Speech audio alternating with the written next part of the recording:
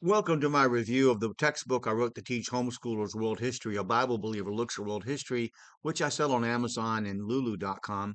And I want to look over things and see what I want to change, add, or dig deeper into. So I'm picking it up. What I talked about last time was the Temple of Diana, which is often called the Temple of Artemis, although I did point out that Artemis in Greece is a kind of a different goddess than Diana, and Artemis in Asia.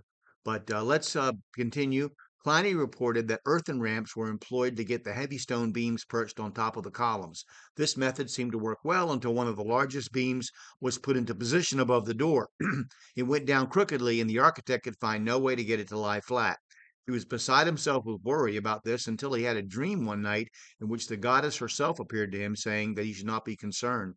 She herself had moved the stone in the proper position. The next morning, the architect found that his dream was true. During the night, the beam had settled into its proper place, the legend goes. The city continued to prosper over the next few hundred years and was the destination for many pilgrims coming to view the temple.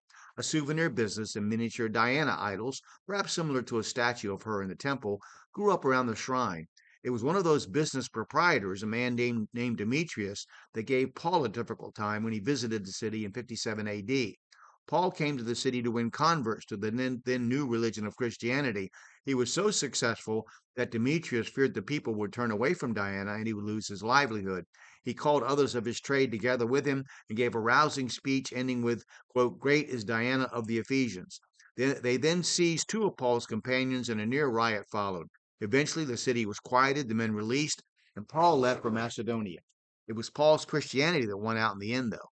By the time the great temple of Diana was destroyed during a raid by the Goths in 262 AD, both the city and the religion of Diana were in decline. When the Roman Emperor Constantine rebuilt much of Ephesus a century later, he declined to restore the temple. He had become a Christian and had little interest in pagan temples. Despite Constantine's efforts, Ephesus declined in its importance as a crossroads of trade. The bay where ships docked disappeared as silt from the river filled it. In the end, what was left of the city was miles from the sea, and many of the inhabitants left swampy lowlands to live in the surrounding hills. Those that remained used the ruins of the temple as a source of building materials. Many of the fine sculptures were pounded into powder to make lime for wall plaster.